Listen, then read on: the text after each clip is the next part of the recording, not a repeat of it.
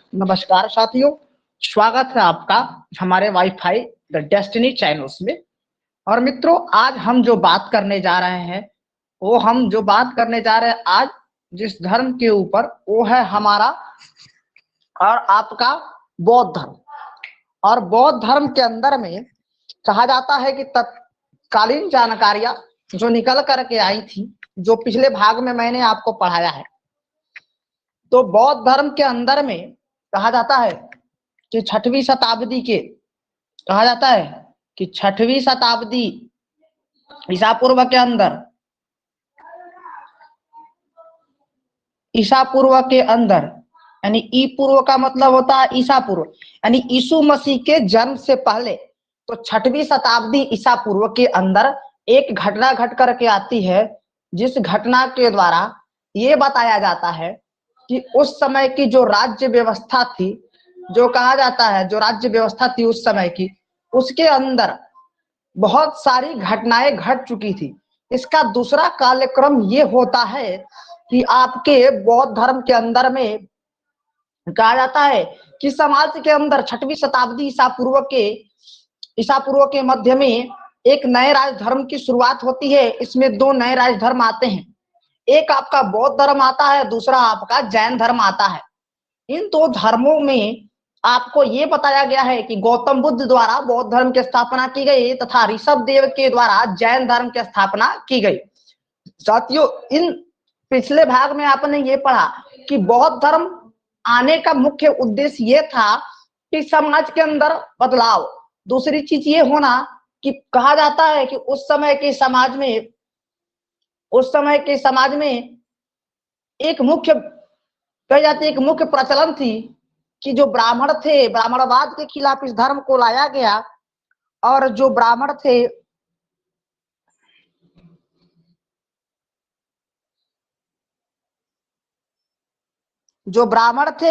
इस धर्म के अंदर में, उनके द्वारा कहा जाता है कि सिर्फ शिक्षा का अधिकार अपने और क्षत्रियों तक ही सीमित रखा गया था।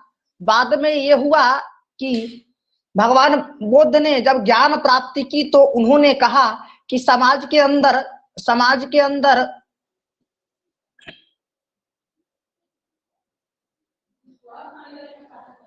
सबको ज्ञान मिलना चाहिए, यानी कि सबको ज्ञान प्राप्त होना चाहिए। ठीक है, भगवान बुद्ध के द्वारा क्या कहा गया कि समाज के अंदर सबको ज्ञान प्राप्त होना चाहिए और सारे लोगों को क्या होना चाहिए, ज्ञान मिलना चाहिए। ठीक है, और दूसरा चीज ये बताया गया उसके अंदर में क्या कि समाज के अंदर में सबको ज्ञान मिलना चाहिए और सारे लोगों को ज्ञान की भावना होनी चाहिए और सारे लोगों को एक समान देखा जाना चाहिए। ठीक है, आगे ये चीज निकल करके आई क्या कि समाज के अंदर बहुत सारी कृतियां हो चुकी थी और जिसके कारण समाज के अंदर बौद्ध धर्म का उदय होता है। और उस समय बौद्ध धर्म का उदय भगवान गौतम बुद्ध के द्वारा बौद्ध धर्म को किसी धर्म के द्वारा मान्यता नहीं देना था। उनको ये था कि समाज के अंदर में जो बढ़ी हुई ब्राह्मणवाद है, जिसकी कृतियां पूरे समाज के अंदर जो फैली हुई है, उसके ऊपर दबाव बनाना था ताकि सारे लोगों तक शिक्षा जा सके। यही कारण था कि गौतम बुद्ध के द्वारा समाज में घूम घूम करके, पूरे विश्व के अंदर घूम घूम करके और पूरे कहा जाता है कि पूरे जगह पे अपने अनुयायियों के द्वारा इस धर्म का प्रचार प्रसार करवाया गया और सबको ज्ञान दिया गया, ताकि बुद्ध धर्म के अनुसार ज्ञान ना ही तो किसी एक धर्म के लिए था और ना ही किसी एक जाति के लिए था। ये बौद्ध धर्म का ज्ञान सिर्फ कहा जाता है समाज के अंदर में कि सिर्फ इनके लिए था, क्योंकि ये कहा गया है कि उनके लिए था। क्यों? ये था कि समाज के अंदर में बहुत सारी दुविधाएं फैल रही थी और समाज के अंदर की चेतनाएं बहुत सारी विफल हो चुकी थी, जिसकी वजह से तब तक का उस समय का समाज बहुत ही बुरी परिस्थिति में गुजर रहा था। और धीरे धीरे क्या हुआ, छठवीं शताब्दी में दो नए राज धर्मों का उदय होता है और उस समय कहा जाता है कि उपनिषद के द्वारा लोगों को पूरा सोचने और विचारने की सुविधाएं दी गई थी। हमारा उपनिषद ये कहता है कि आप अपने आय के बारे में, अपने जीवन के मौलिक सिद्धांत के बारे में, अपने सैद्धांतिक विधि के बारे में, इन तमाम चीजों के बारे में पूर्णतः जानिए और इस पर अपने आगे और पीछे दोनों के मध्य पर विचार कीजिए। ये थी हमारी उपनिषद की भाषा।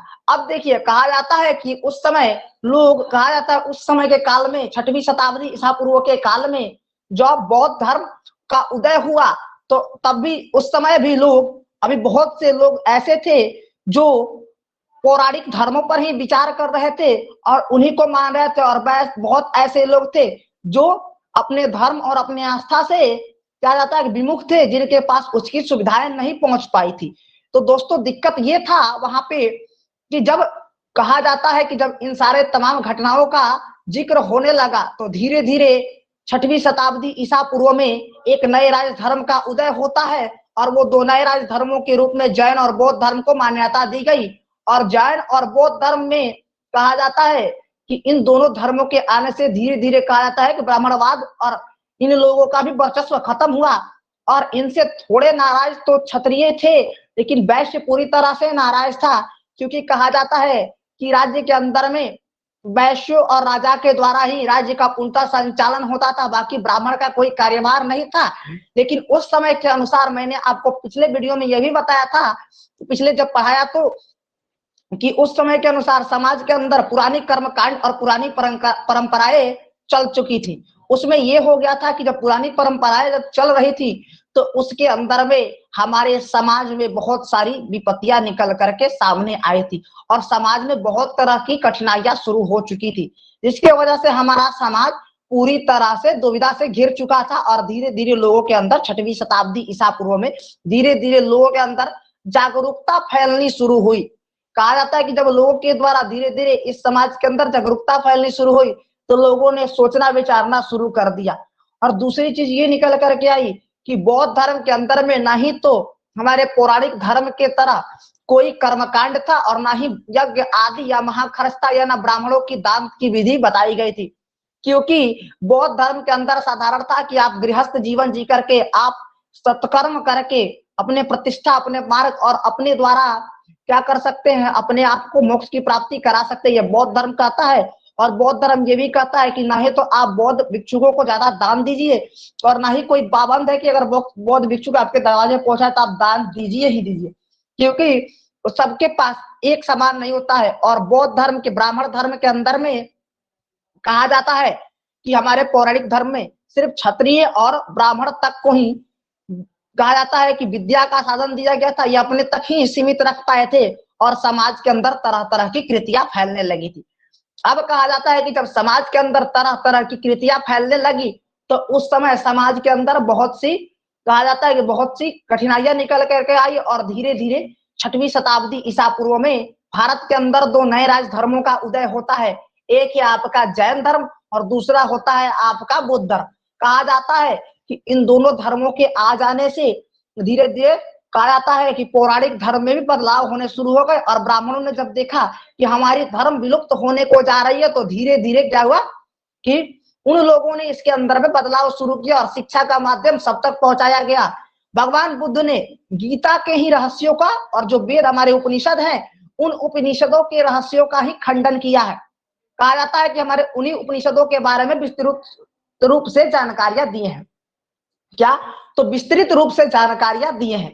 आप ये सोच रहे होंगे कि गौतम बुद्ध के द्वारा बौद्ध धर्म की स्थापना की गई, तो नहीं। गौतम बुद्ध का मुख्य उद्देश्य धर्म की स्थापना करना नहीं, बल्कि समाज के अंदर लोगों तक ज्ञान को पहुंचाया ना, ताकि समाज में सारे लोग ज्ञानवान हो सके, और सब के मध्य से मिलकर के समाज का कल्याण किया जा सके, और समाज एक सही दिशा पर जाए। बहुत सारे देशों ने तो बौद्ध धर्म को क्या किया था, राजनीतिक मान्यता दे दी गई। उनके संविधान के अंदर में बौद्ध धर्म राष्ट्रीय धर्म के उत्तिक में आता है। जैसे आपका कंबोडिया है, श्रीलंका है, भूटान है, म्यांमार है, जापान है, चीन है, इनके अंदर में बौद्ध धर्म को राष्ट्रीय धर्म का दर्जा दिया गया है, और उनके संविधान में ये लिखा भी गया है कि ये बौद्ध धर्म जो है वो हमारा राष्ट्रीय धर्म है। ठीक है, आगे हम बात करते हैं कि भारत के अंदर बौद्ध धर्म इतना कम क्यों था। तो भारत में उपजा, देखिए कहा जाता है कि भारत के अंदर, पहला स्लाइड अप ये हो रहा है कि भारत में उपजा एवं विकसित हुआ। ठीक है, भारत के अंदर ही क्या हुआ, बौद्ध धर्म शुरुआत हुआ, और यहीं से धीरे धीरे सारे समाज के अंदर फैला, क्योंकि इतना आसान था कि इसके अंदर में सारे लोग इसको धीरे धीरे मानने लगे, क्योंकि सारे लोगों के पास ज्ञान जा रही थी, सारे लोग इससे कुछ सीख रहे थे, उनके पास कुछ न कुछ सीखने की साधन थी। वो क्या कर रहे थे, किसी के पास किसी तरह की कठिनाइयां नहीं थी, और सारे लोग धीरे धीरे क्या हुआ कि इसके अंदर से सीखना शुरू कर दिए थे। ठीक है, अब बात की जा रही है कि सारे लोग जब धीरे धीरे इसके अंदर से सीखना शुरू कर दिए थे, तो लोगों का विश्वास बढ़ने लगा और धीरे धीरे पौराणिक धर्म को छोड़कर बौद्ध धर्म की तरफ बढ़ने लगे। ठीक है, अब ये बात निकल करके आती है कि धीरे धीरे लोग बौद्ध धर्म के अंदर बढ़ने लगे, क्योंकि इसकी भाषा प्राकृत थी। गौतम बुद्ध ने वहां के स्थानीय लोगों के अनुसार ही वहां की भाषा को बोलना शुरू किया और उसी भाषा में उपदेश दिया, ताकि सारे प्रजा के पास क्या हो, सबके पास इक्वल नॉलेज चला जाए, यानी सभी के पास सामान्य रूप से कहा जाता है अधिकार चला जाए।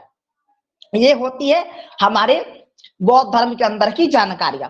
अब बात करते हैं कि भारत में ही बौद्ध धर्म उठा, और भारत के अंदर आपके इसी बिहार राज्य से बौद्ध धर्म बन के गया, और इसी बोध गया के अंदर गौतम बुद्ध ने 6 साल की कठिन तपस्या के बाद, कहा जाता है कि बोधि वृक्ष, जिसको पीपल का वृक्ष कहा जाता है, और बोध गया में ही उन्होंने निरंजना नदी के तट पर ज्ञान की प्राप्ति की। ठीक है, अब कहा जाता है आगे ये कि बौद्ध धर्म के अंदर ही कहा जाता है कि बौद्ध धर्म भारत में ही उदय हुआ, और भारत में ही इतना जनसंख्या इसकी कम क्यों है, तो समाज के अंदर बहुत सारी कठिनाइयां निकल करके आई। कहा गया कि वर्ष 2011 की जनगणना के अनुसार, दूसरा पॉइंट ये देखिएगा कि वर्ष 2011 की जनगणना के अनुसार भारत में बौद्ध धर्म के अनुयायियों की संख्या कुल 1% है, यानी कि ना के बराबर, यानी कि बौद्ध धर्म के कुल अनुयायियों की जनसंख्या कितनी है, 1%। ये जो आप देख रहे हैं 1% है, यानी कि कहा जाता है ना के बराबर, यानी कि बौद्ध धर्म हमारे समाज के अंदर एकदम अभी ना के बराबर है। और इसको फॉलो कौन कौन सा भारत का राज्य कर रहा है, तो कुछ महाराष्ट्र करता है, कुछ मध्य प्रदेश, इन्हीं लोगों के द्वारा बौद्ध धर्म को अपनाया गया और बौद्ध धर्म की बातों को माना जाता है। ठीक है, आगे बात करते हैं। भारत में सर्वाधिक बौद्ध धर्म में अनुयायी महाराष्ट्र 2/3 से भी अधिक पाए जाते हैं। यानी आपको बताया था ना कि भारत के अंदर में जो 1% है वो कहाँ है, इसी महाराष्ट्र के अंदर में है, और 2/3 यानी 2 गुना से भी ज्यादा बौद्ध धर्म को मानने वाले लोग महाराष्ट्र में ही हैं। ठीक है, और 2011 के जनगणना के अनुसार भारत में ये बताया गया, जब जातीय जनगणना हुई तो उस समय धार्मिक जनगणना के अनुसार ये बताया गया था कि बौद्ध धर्म मात्र 1% भारत के अंदर में, जबकि भारत के अंदर ही बौद्ध धर्म का उदय होता है। लेकिन ये चीज अब सोचने वाली बात होती है कि भाई बौद्ध धर्म तो बना भारत के अंदर, हमारे देश से ही आया, यहीं बिहार से उठा, फिर बौद्ध धर्म भारत के अंदर क्यों विलुप्त हो गया, पूरे विश्व के अंदर ये प्रचलित क्यों रहा, और पूरे विश्व के अंदर इसको मान्यता दी गई, हमारे भारत के अंदर से ही उठ के गया, लेकिन यहाँ उसकी उतनी मान्यता नहीं है जितना विदेशों के अंदर में उसकी मान्यता है। आइए हम नेक्स्ट पॉइंट पे चर्चा करते हैं इसके बारे में। कहा जाता है इसका प्रमुख कारण डॉक्टर भीमराव अंबेडकर, जो कि डॉक्टर भीमराव अंबेडकर आपके कहा जाता है बाबा साहब भीमराव अंबेडकर के द्वारा प्रस्तुत किए गए धर्म परिवर्तन है। अब बताते हैं कि क्या है कारण है कि बौद्ध धर्म में इतना कम भारत के अंदर है और विदेशों के अंदर सबसे ज्यादा है।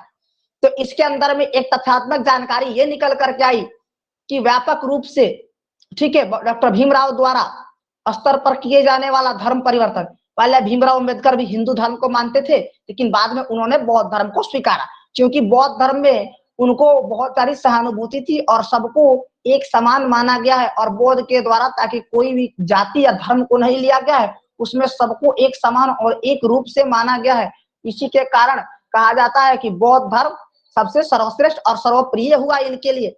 वस्तु भारत में बौद्ध धर्म के पतन अथवा विलुप्ति का प्रमुख कारण इस धर्म की मौलिक तत्वों का समाप्त होना है, यानी इसके मौलिक कर्तव्य, जो इसके सैद्धांतिक कर्तव्य हैं, यानी इसके बारे में लोगों की जानकारी धीरे धीरे बौद्धिस्ट घटते गए और इसकी मौलिक जानकारी लोगों तक नहीं पहुंच पाई, और इसकी मौलिक कर्तव्य तत्वों को लोगों के बीच में नहीं ले जा करके रखा गया, जिसके कारण ये हुआ कि बौद्ध धर्म को पूरी तरह से समाज के अंदर में, कहा जाता है कि समाज के अंदर से विलुप्त हो गया। और यही कारण है कि भारत के अंदर में बौद्ध धर्म का पतन होना, यानी कि बौद्ध धर्म की विलुप्ति का मुख्य कारण क्या है, धर्मों के मौलिक तत्वों का समाप्त होना, यानी कि धर्म जो है उसके मौलिक तत्वों का समाप्त होना। अगर हमारा धर्म के मौलिक तत्व ही समाप्त हो जाए तो क्या वो धर्म की प्रफेशना हो पाएगी? नहीं हो पाएगी। और फिर नेक्स्ट पॉइंट पे हम बात करते हैं, महात्मा बुद्ध के द्वारा ईश्वरीय सत्ता, जाति व्यवस्था, मूर्ति पूजन, आत्मा जैसे तत्वों का खंडन किया गया, यानी इन सबको गौतम बुद्ध के द्वारा क्या किया गया था, नकार दिया गया था। क्यों? क्योंकि इसलिए नकार दिया गया गौतम बुद्ध के द्वारा इन सारे चीजों को, क्योंकि गौतम बुद्ध ने कहा कि आप कर्म करो, सत्कर्म करो, ये पूजा पाठ, ये आत्मा परमात्मा, इन सब चीजों का कोई मेल मिलाप नहीं है। आप अपने सत्कर्म करो, सही कर्म करो, गलत कर्म मत करो, किसी को देख करके जलो नहीं, किसी के प्रति ईर्ष्या ना रखो, सबके प्रति सहानुभूति रखो, सबका साथ, सबका विकास, सबका कल्याण करना सीखो। समाज में जो अशिक्षित व्यक्ति है उनके पास तक शिक्षा पहुंचाओ, समाज में जो अंधकार है उसको दूर करो। इन तमाम तरह के चीजों को गौतम बुद्ध ने बताया है और उन सारी चीजों को नकार दिया जो हमारे पौराणिक धर्म के अंदर में था। क्योंकि ईश्वरीय सत्ता, जाति व्यवस्था, मूर्ति पूजन, आत्मा जैसे तत्व, ये सब क्या है हमारे पुराण के अंदर में, और ये सब मिलते कहा है हमारे मनुस्मृति के अंदर में। आपको हम बता दें कि जब पौराणिक इतिहास शुरुआत होती है तो उसमें आपको बताया जाता है जातीय धर्म और सूत्र के बारे में। तो सूत्र के बारे में जब आपको बताया जाता है तो उसमें बताया जाता है जब वेदों की अध्ययन की जाती है, जब वैदिक काल पढ़ाई जाती है तो उसके अंदर में ऋग्वैदिक काल आता है, उत्तर वैदिक काल आता है। तो इसके अंदर में कुछ संत हुए, जैसे कुछ संत हुए, उनका नाम मैं बता देता हूं आपको कि कौन कौन था।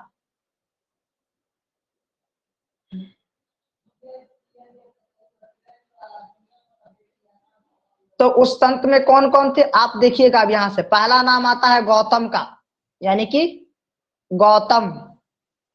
दूसरा कौन है? बोधायन। ठीक है। तीसरा कौन है? तिरुपण। तिरुपण। और चौथा कौन है? देखिए पहला गौतम, दूसरा बोधायन, ये दो लोग हैं। और फिर इसके बाद हम बात करते हैं नेक्स्ट पॉइंट में कि ये गौतम है और बोधायन हुआ। फिर इसके बाद हम बात करते हैं अब नेक्स्ट पॉइंट के ऊपर कौन था। अब दो और नाम आते हैं इसमें। कौन? एक है आपका तिरुपण और दूसरा है आपका वशिष्ठ। ठीक है, वशिष्ठ। यानी कि इन चार लोगों के द्वारा ही हमारे धर्मों को बनाया गया। उसमें सूत्र थे, शूल सूत्र, कर्म सूत्र, साधन सूत्र और तमाम चीजों। तो कहा जाता है कि जो गौतम था वो क्या देख रहा था? वो एशिया को देख रहा था, यानी कि ईस्ट एशिया, यानी कि एशिया मतलब पूर्वी एशिया को देख रहा था। उसके बाद नॉर्थ ईस्ट यानी उत्तरी पूर्वी भाग। कहा गया कि उत्तरी पूर्वी भाग में कौन था? बोधायन था। और बोधायन जो था यहाँ इस क्षेत्र को क्या बोला है? तब किरकटा क्षेत्र, यानी कि कर्कटा क्षेत्र के नाम से बोधायन ने बताया है। ठीक है, आगे बात करते हैं। अब कौन है? तो वशिष्ठ है आपके। वशिष्ठ जो है वो बीच के भाग को देख रहे हैं, यानी कि मध्य एशिया और उनके तमाम चीजों को देख रहे हैं। और जो नीचे देख रहे हैं, जो नीचे काले, वो जो श्रीलंका वाला है, मद्रास वाला, उसको छोड़ दीजिए, तो उसके ऊपर तक ये तिरुपण देख रहा है। तो ये तमाम लोग थे जिनके द्वारा कहा जाता है कि इन सब चीजों को बनाया गया। और बाद में एक चीज और ये निकल करके आई क्या कि इनके द्वारा तो जब इन सारे चीजों को बना दिया गया, ठीक है, लेकिन इन्हीं के आधार पर मनुस्मृति की रचना होती है। और मनुष्य पूछता है प्रश्न वैदिक काल के अंदर में, जब हम आपको पढ़ाएंगे तो वहां बताएंगे कि वैदिक काल के अंदर में कहता है मनुस्मृति किसका पीछे? तो मनुस्मृति बोधायन का पीछे। ठीक है, मनुस्मृति किसका पीछे? मनुस्मृति बोधायन का पीछे। आगे हम बात करते हैं नेक्स्ट में, हम बौद्ध धर्म के ऊपर फिर चलते हैं अपने।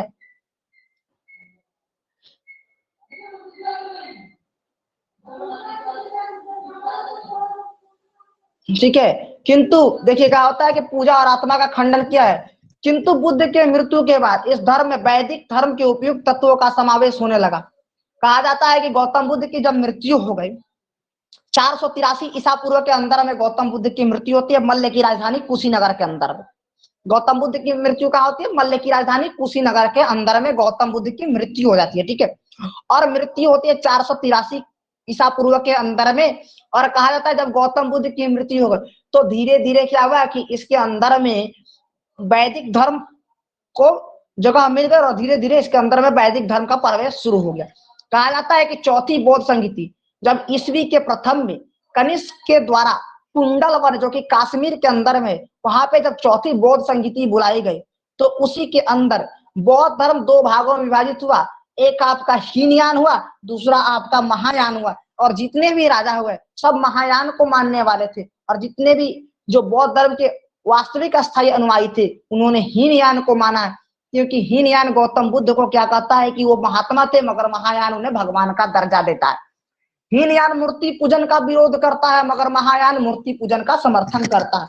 तो इन सारे चीजों का कहा जाता है कि इन सारे चीजों का धीरे धीरे विस्तृत रूप से जानकारी हम आगे प्राप्त करेंगे। कहा जाता है कि अपनी मौलिक कर्तव्यता को खो दिया। जो बौद्ध धर्म का वास्तविक उद्देश्य था, समाज के अंदर में धर्म नहीं बनाना था, समाज के अंदर में लोगों की चेतना को जगाना था, लोगों के बीच में जाकर के समाज के अंदर में समाज की हो रही कृतियों को दूर हटाना था, समाज की बुराइयों को खत्म करना था तथा समाज के अंदर ज्ञान का प्रकाश फैलाना था। अब नेक्स्ट हम बात करते हैं ये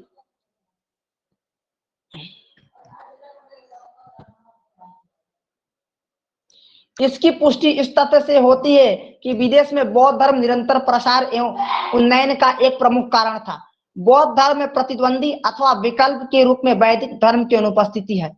कहा जाता है कि देखिए विदेशी यात्री समय समय पर आते गए, हेन सांग था, फाहियान था और बहुत सारे लोग आए, जैसा मिलिंद था और बहुत सारे राजा आए जिन्होंने बौद्ध धर्म को अपनाया। विदेशी राजा थे जिन्होंने भारत में आया और भारत में बौद्ध धर्म को अपनाया और अपना करके धीरे धीरे बहुत सारे विद्वानों के द्वारा भी बौद्ध धर्म को देश से बाहर विदेशों के अंदर प्रचार के लिए ले जाया गया। ठीक है, अब आगे ये बात करते हैं बौद्ध धर्म के अंदर में क्या, तो इसकी पुष्टि तथा तथ्य इससे होती है कि विदेश में बौद्ध धर्म की निरंतर प्रसार, यानी लगातार बौद्ध धर्म का प्रचार प्रसार होता गया। बौद्ध धर्म लगातार विदेशों के अंदर में फैलता गया, विदेशी लोग आते गए, शिक्षा ग्रहण करते गए।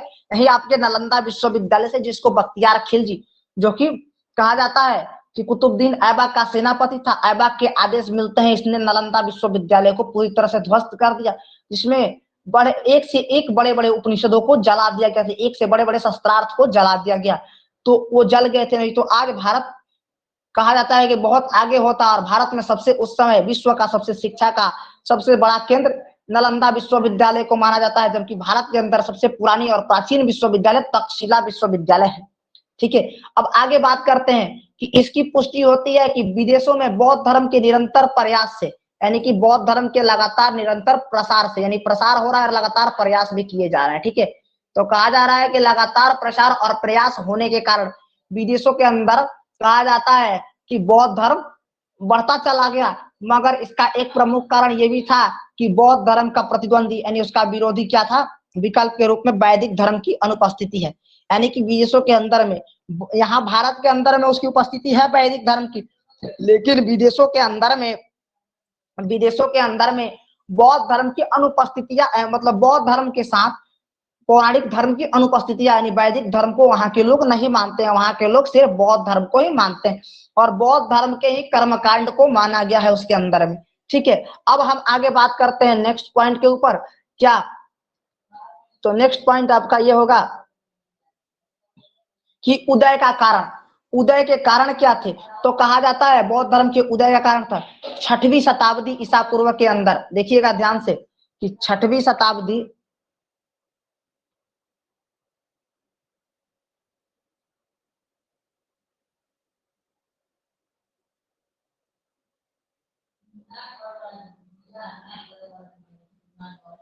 कहा जाता है कि 6वीं शताब्दी ईसा पूर्व के अंदर। ठीक है, ये आपको बताए थे पीछे की स्लाइड में थोड़ा सा कि 6वीं शताब्दी ईसा पूर्व जब आता है, कहा जाता है 6वीं शताब्दी ईसा पूर्व के अंदर धीरे धीरे बौद्ध धर्म का आना हुआ। और बौद्ध धर्म के उदय का कारण क्या था, तो बौद्ध धर्म का समाज में उदय का मुख्य कारण ये था कि उस समय ब्राह्मणवाद का वर्चस्व बढ़ चुका था और समाज में ब्राह्मणवाद और पुरोहितवाद की आलोचना होने लगी और वैदिक कर्म कांडों की समाज के द्वारा लोग अब उब चुके थे। जैसे आपको हम बताए थे कि अगर एक गरीब किसान है, जिसका नाम कहा जाता है कि एक गरीब किसान है, और कहा जाता है कि वो अगर जाता है दिन भर काम करके कितना कमाता है, तो 300 रुपए कमाता है, यानी कि दिन भर करके कितना कमा रहा है, 300 रुपए कमा रहा है। ठीक है, ये 300 रुपए कमा रहा है। ठीक है, तो ये 300 रुपए में ये कौन है, गरीब किसान है।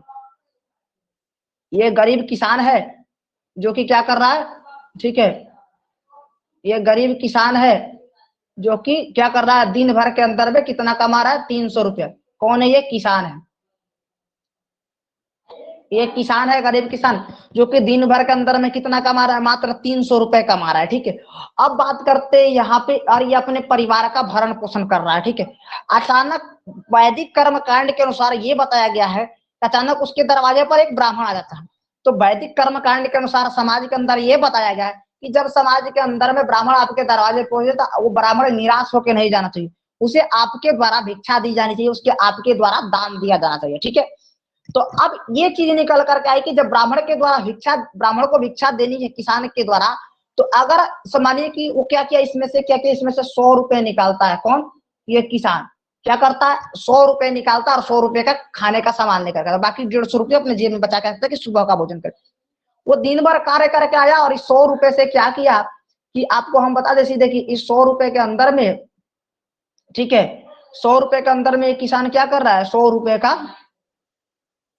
सामान लाया और अपने परिवार के लिए रात में भोजन बनाया, भोजन करके सो गया।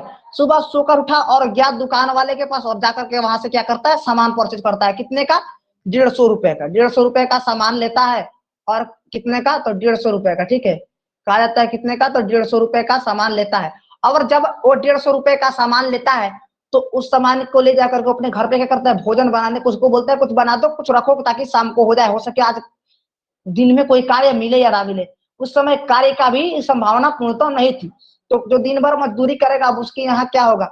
तो कंडीशंस ये निकल करके आई थी, वहां पे एक तथ्यात्मक जानकारी ये निकल करके आई थी क्या, कि अब वो जैसे ही भोजन बना करके उसकी बीवी और उसके बच्चे खाने बैठे, तब तक द्वार पर एक ब्राह्मण पहुंचता और ब्राह्मण भिक्षा के लिए उसे बोलता है, तो वो लेकर के आता है और सारा भोजन उस ब्राह्मण को दे दिया। यानी कि उस दिन उसका जो किसान का जो परिवार है वो पूरा भूखा रहा। ठीक है, अब किसान का परिवार उस दिन क्या हुआ कि पूरा भूखा रहा और किसान भी उब गया कि वो मैं कमा करके ला रहा हूँ, जब मेरे परिवार का ही भरण पोषण नहीं हो रहा है। तो समाज के अंदर किसान वर्ग भी इनसे असंतुष्ट था, क्योंकि मेरे द्वारा कहा जाता है कि किसान भी सबसे बड़ा समाज को चलाने में एक बहुत महत्वपूर्ण भूमिका रखता है, क्योंकि राज्य में जो फसल होती थी वो फसल वहां के किसानों के द्वारा ही उपजाई जाती थी और उसका कर राजा को किसानों के रूप में ही दिया जाता था। तो वहां पे सबसे ज्यादा नाराज वैश्य थे, उसके बाद थोड़ी असंतुष्टि किसानों के अंदर थी और उससे थोड़ी कम असंतुष्टि राजा क्षत्रिय के अंदर में थी, क्योंकि राजा और किसान और इन्हीं तीनों लोगों के माध्यम से समाज तो चल रहा था, लेकिन ब्राह्मण का कोई प्रमुख विशेष महत्व नहीं था। लेकिन समाज के अंदर में इतनी सारी कृतियां हुई कि 6वीं शताब्दी ईसा पूर्व के शुरुआत या मध्य के अनस्त में कहा जाता है कि 2 नए राज धर्मों का उदय होता है, एक आपका बौद्ध धर्म है, दूसरा आपका जैन धर्म है। आते हैं अब हम बात करते हैं कि धार्मिक असंतोष, ब्राह्मण के प्रति समाज में एक बहुत बड़ा असंतोष उत्पन्न हो गया था। देखिए यहाँ पे आपको बताए भी थे कि ब्राह्मण के द्वारा क्या हुआ था, समाज के अंदर में एक बहुत बड़ा असंतोष फैल चुका था, ठीक है, और उत्पन्न भी हो गया था। क्या, वर्ग के अंदर एक असंतोष, यानी कि कहा जाता है कि समाज के अंदर में एक असंतोष, एक तरह की मतलब उनके प्रति निराशा पैदा हो चुकी थी। ठीक है, अब कहा जाता है कि जब ब्राह्मणों के प्रति समाज के अंदर निराशा पैदा हो गई या असंतोष वर्ग में उत्पन्न हुआ, तो वैदिक धर्म की जटिलता, कर्मकांडता और प्रधानता और महंगे होते यज्ञों के कारण जनसाधारण न केवल नकारात्मक रूप से प्रभावित हो रहा था, यानी कि उनके अंदर एक नकारात्मक रूप हो गया था, क्योंकि ये लोग समय समय पर पूजा पाठ, कर्म कांड और तरह तरह की विद्यमानों का लोगों के अंदर में जाकर प्रसार कर रहे थे और लोग इससे उब चुके थे। वही आपको फिर किसान वाला एग्जाम्पल ही बताता हूँ कि मानिए अगर कमा करके लाया है, अगर वो सारा पैसा 300 रुपए कमा करके लाता है किसान और वो अपने परिवार का भरण पोषण न करके इन ब्राह्मण को यज्ञ के लिए दान में दे दे या यज्ञ हवन आदि करा दे, तो क्या उसके परिवार का पेट पल जाएगा? नहीं। क्या उसकी जीवनी चल जाएगी? नहीं। तो इन सब चीजों के कारण समाज के अंदर एक असंतोष फैलने लगा, जिसके कारण 6वीं शताब्दी ईसा पूर्व में 2 नए राजधर्मों का उदय हुआ और आते आते इनके साथ साथ ब्राह्मणवाद की आलोचना समाज के अंदर फैल चुकी थी और लोगों के अंदर, समाज के अंदर एक नई जिज्ञासा जागी और उसके अंदर में जो 2 नए राजधर्मों का उदय होता है, एक है आपका जैन धर्म, दूसरा है आपका बौद्ध धर्म। एक है आपका जैन धर्म और दूसरा है आपका बौद्ध धर्म। इन दोनों धर्मों का उदय शुरू हो जाता है और समाज के अंदर बहुत सारी कही जाती है कि विकल्प परिस्थितियां शुरू हो चुकी थी और धीरे धीरे ब्राह्मणवाद का यहाँ से घटना शुरू हो गया था। अब बल्कि समाज का एक बहुत बड़ा अछूत वर्ग इससे अछूत दूर भी हो रहा था। कहा जाता है कि एक चीज ये देखिए, आपको कल भी बताया तो और आज भी बता रहे कि समाज में एक बहुत बड़ा ऐसा वर्ग था जो अछूत था। कहा जाता है कि ब्राह्मणों के समय शिक्षा सिर्फ 2 ही लोगों को दी जाती थी, एक कौन था? एक राजा, यानी कि राजा, और दूसरा ब्राह्मण, दूसरा ब्राह्मण। इन्हीं 2 लोगों को कहा जाता है कि इन्हीं 2 लोगों को शिक्षा दी जाती थी। ठीक है, समाज के अंदर में एक राजा और दूसरा ब्राह्मण, तो इन दो लोगों को ही शिक्षा दी जाती थी, और बाकी वैश्य शूद्र जो ये लोग थे, जो नीचे कबीले के लोग थे, जो माने निम्न जाति के थे, जो उच्च उत्कृष्ट जाति के थे, उनको तो शिक्षा दी जा रही थी, लेकिन जो निम्न समाज के लोग थे उनको शिक्षा नहीं दी जा रही थी और उनको अपने धर्म से भी वंचित रखा जा रहा था, जिसके कारण लोगों के अंदर क्या हुआ, असंतुष्टि का भाव फैलना शुरू हुआ। और इनके महंगे यज्ञ के द्वारा, यानी यज्ञ करो तो अब यज्ञ करने में लाखों रुपए की खर्चा कहां से लाएगा, जो किसान दिन का 100 रुपए कमा रहा है वो लाख रुपए कहां से ला के दे, वो अगर कमा के कुछ पैसा जमा कर रहा आगे अपने जीवन को सही ढंग से चलाने के लिए कि चलो कुछ बचा के रखे भविष्य में काम देगा, वो अगर यज्ञ में और आदि कर्म कांडों में लगा दे तो क्या उसका भविष्य का जीवन चल पाएगा। मानो उसको अपने लड़के को शिक्षा दिलानी हो, तो शिक्षा से तो वंचित है, मानो उस समय की समाज शिक्षा नहीं दे रहे थे, लेकिन उसको अपने लड़के को अच्छे जीवन देना हो, एक अच्छा मकान देना हो, एक अच्छा घर देना हो, तो क्या वो दे पाएगा? नहीं दे पाएगा। क्यों? क्योंकि उसने जितना कमाया सब इन ब्राह्मणों को दान दे दिया, और उसके अंदर फिर उसकी वही बदहाली हालत रही। लेकिन इन ब्राह्मणों का क्या था कि जितनी समाज के अंदर से मिले उतना लूटो, यानी कि उतना अपने अंदर में दबाओ, और ठीक यही कारण था कि समाज के अंदर क्या हुआ कि असंतोष फैलने लगा, और समाज के अंदर जब असंतोष फैलने लगा तो समाज के अंदर क्या हुआ कि दबाव बढ़ना शुरू हुआ, और धीरे धीरे दो नए राजधर्मों का उदय होना शुरू हुआ। एक तो आपका बौद्ध धर्म है और दूसरा आपका जैन धर्म। तो दो धर्मों का उदय होता है, और फलस्वरूप बौद्ध धर्म के प्रति लोगों की धार्मिक संतुष्टि और पूर्ति दृष्टिगत हुई, क्योंकि बौद्ध धर्म के अंदर ना ही तो इतने महंगे दान दक्षिणा की व्यवस्था थी, और ना ही बौद्ध भिक्षुकों को या ब्राह्मणों को कोई दान देने की विशेष व्यवस्था बताई गई थी, क्योंकि समाज के अंदर में हमारे उपनिषद और हमारे शास्त्रों के अनुसार भी ये नहीं कहा गया है, मगर इन ब्राह्मणों के द्वारा उसमें बदलाव करते हुए धीरे धीरे इस तरह की प्रावधान को समाज के अंदर लागू कर दिया गया था। बाद में लोगों के द्वारा, उपनिषद के द्वारा पढ़ करके लोगों के अंदर चेतना जागी, और धीरे धीरे लोग इन सारे चीजों का बहिष्कार करने लगे, और धीरे धीरे समाज एक नए सिरे की ओर बढ़ रहा था। कहा जाता है उस समय राज्य व्यवस्था भी पुनः स्थापित हो चुकी थी, और नए नए महाजनपद कालों का दौर था, जिसका सूक्ष्म प्रमाण हमारे बौद्ध धर्म के अंगुत्तर निकाय के अंदर में मिलता है। तो कहा जाता है कि उस समय क्या होता है कि अपनी धर्म प्रविष्टि के लोग क्या हुए कि अपनी इस धर्म की संतुष्टि ना होने से, इस धर्म को छोड़कर के इक्वालिटी यानी कि समाज में एकता ना मिलने के कारण लोगों ने इस धर्म को छोड़ा, और छोड़ने के बाद धीरे धीरे लोगों ने बौद्ध धर्म की तरफ आकर्षित हुए और बौद्ध धर्म को अपनाना शुरू कर दिया, जिसके कारण ब्राह्मणवाद का, जिसे कहा जाता है कि हमारे पौराणिक धर्म का अस्तित्व थोड़ा घटना शुरू हो गया, और धीरे धीरे बाद में क्या है कि पौराणिक धर्म के अंदर भी इन दो नए धर्मों के आ जाने से बदलाव शुरू हो चुका था। तो आगे अब हम बात करते हैं नेक्स्ट पॉइंट के ऊपर कि क्या था। कहा जाता है बहुदेवाद एवं तंत्र मंत्र का विकास। देखिए, बहुदेवाद यानी कि बहुत सारी बेकार की घटनाएं, एवं तंत्र मंत्र का यानी कि टोरहन काल। कहा जाता है तंत्र मंत्र यानी कि तंत्र मंत्र का विकास यानी टोरहन काल। इस समय मानव स्वयं को देवता पर आश्रित मानने लगा, और मानवीय जीवन के प्रत्येक भाग में धार्मिक हस्तक्षेप स्थापित हो चुका था। कहा जाता है कि ब्राह्मणों के द्वारा उस समय समाज के अंदर, कहा जाता है कि ब्राह्मणों के द्वारा, कहा जाता है सीधे कि ये जान लीजिए कि ब्राह्मणों के द्वारा उस समय समाज के अंदर में एक नया खेल रचा गया। उस खेल का क्या नाम था कि मानव जीवन के अंदर में लोग क्या हो गया, पूजा पाठ और कर्म कांड हर चीज तंत्र मंत्र पर चलने लगा। अब मानो किसी का बीमारी हो गया तो वो डॉक्टर का इलाज कराने नहीं जाएगा, वो ब्राह्मण को बुलाएगा, यज्ञ कराएगा, उसकी यज्ञ से क्या ठीक हो जाएगा? ऐसी कंडीशन है नहीं। तो इस तरह की चीजें होनी शुरू हुई थी समाज के अंदर में। अब मानो किसी को भोजन नहीं है तो क्या हवन यज्ञ करा देने से आप भोजन प्राप्त हो जाएगा? नहीं। क्या अगर आपके घर में कहा जाता है कि आपके पास संतुष्टि नहीं है तो क्या आप दूसरे के यहाँ जाकर के हवन यज्ञ करा देंगे तो आपके घर में सुख शांति समृद्धि आ जाए? ऐसा कुछ नहीं था, क्योंकि जब तक आप अपने जीवन को अस्त व्यस्त से दूर न रखेंगे, अपने जीवन को सदमार्ग में न लगाएंगे, तब तक कोई चीज नहीं बन करके आएगी। और यही कारण था कि इस समय क्या हुआ था कि तंत्र मंत्र का विकास शुरू हो चुका था। पूरे जीवन के अंदर में तंत्र मंत्र का विकास शुरू हो चुका था। ठीक है,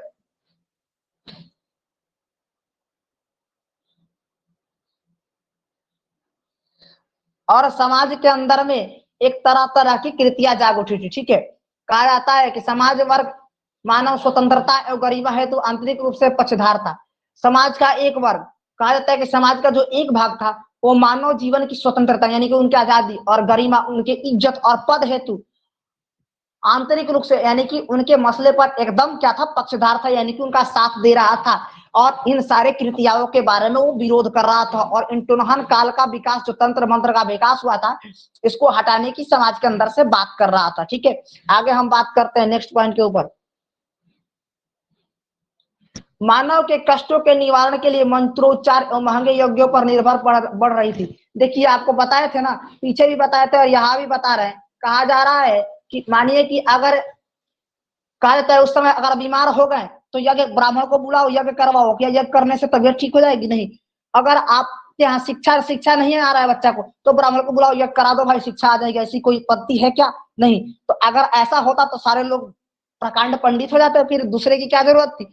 तो इस कारण में एक चीज ये होता है कि कहा जाता है कि निम्न विचार हेतु मंत्रोच्चारण एवं महंगे यज्ञों पर निर्भर बढ़ रही थी। यानी कहा जाता है कि मानव के कष्टों के निवारण हेतु निरंतर मंत्रोच्चारण एवं महंगे यज्ञों पर निर्भरता बढ़ रही थी।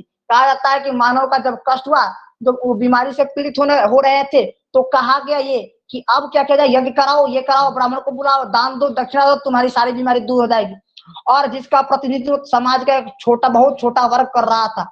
कहा जाता है कि समाज के जो छोटे छोटे कास्ट थे, उन्हीं के ऊपर ये सारे टोटके आजमाए जा रहे थे और उनको बेवकूफ बनाया जा रहा था। ठीक है, फलस्वरूप बौद्ध धर्म के सरल अनुकरण मतों को जनता द्वारा स्वीकार कर अधिक सहज प्रतीत हुआ। यानी कि बाद में धीरे धीरे लोग जब आकर्षित हुए, जब लोगों की चेतना जागनी शुरू हुई, तो धीरे धीरे लोगों के द्वारा बौद्ध धर्म को अपनाया जाने लगा और लोग बौद्ध धर्म के तरफ आकर्षित होते चले गए और बौद्ध धर्म को मानने लगे। ठीक है, तो ये थी बौद्ध धर्म की कर्मकांड के बारे में जानकारी। अब आगे हम बात करते हैं बौद्ध धर्म की कुछ।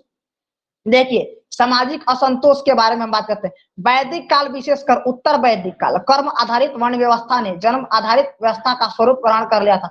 यानी कहा जाता है कि सामाजिक असंतोष क्या हो गई थी कि उस समय उत्तर वैदिक काल आपका कब चला है? तो आपका चला है एक उत्तर वैदिक काल और दूसरा ऋग वैदिक काल। तो ऋग वैदिक काल और उत्तर वैदिक काल कब कब चला है? तो एक आपका चला है 1500 से लेकर के 1000 के बीच में, और दूसरा आपका चला है, कहा जाता है 1500 से लेकर के 1000 के बीच में, और दूसरा आपका चला है 1000 से लेकर के 600 के बीच में। ठीक है, तो ये दो चीज है कि एक चला है आपका 1000 से लेकर के 600 के बीच में, 1500 से लेकर के 1000 के बीच। तो कहा जाता है कि उस समय एक उत्तर वैदिक काल के आधारित पर वर्ण व्यवस्था, यानी कि कहा जाता है कि आपका ये जो 1000 से 1500 से 1000 है, ये कौन सा है? ये तो उत्तर वैदिक काल है। और ऋग वैदिक काल कितना चला है? 1000 से 600 तक चला है। ठीक है, अब आपको हम नहीं, सॉरी माफ कीजिएगा, 1500 से 1000 ऋग वैदिक काल और 1000 से 600 उत्तर वैदिक काल आपका चला है। अब बात करते हैं कि यहाँ पे वर्ण व्यवस्था में जन्मधारित व्यवस्था का स्वरूप ग्रहण कर लिया गया था। यानी कि जन्म आधारित व्यवस्था का स्वरूप ग्रहण कर लिया गया था। जाति प्रथा का आई कठोरता समाज के अंदर बड़े बड़े, कहा जाता है कि समाज के अंदर बड़े बड़े संदर्भों के अवसरों को अपर्याप्त होने और असंतुष्ट होने की भावना को व्यक्त कर रही थी। यानी कि बड़े बड़े समाज के अंदर ऐसे अवसर आए, ऐसे मौके आए जिनको क्या हो रहा था, असंतोष कर रही थी और भावनाओं को व्यक्त, यानी भावनाओं को खराब कर रही थी। ठीक है, तो ये थी दूसरी कारण। अब बात करते हैं सामाजिक असंतोष, तो ये खत्म हुआ और इसके बाद नेक्स्ट पॉइंट पर हम बढ़ते हैं कि इसके अलावा वैश्य वर्ग पर नियंत्रण बढ़ने के कारण वो तथा क्षत्रिय वर्ग में उच्चतम वर्ग अर्थात ब्राह्मण के वर्ग के प्रति ईर्ष्यावादी दृष्टिकोण ने नवीन धर्मों को मान्यता की स्थापना देने पर आधार निर्मित कर।